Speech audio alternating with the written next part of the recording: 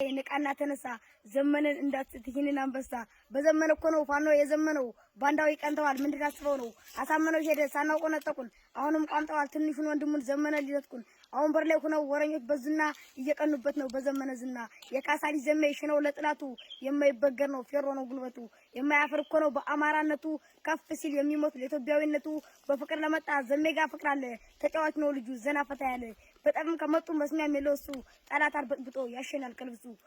አማራዎች ነው ሰውን ወዳለን ግን እንዳንዳንዱ ጣፍ ብራችን ጫንቋቁ እየሰማው ነው በፍቅር ተመጡም አማራዎች ስለሆን ልብሳቸውን ለመስጠት እንችላለን በጣም ከመጡ ልብሳቸውን እናሸናቸዋለን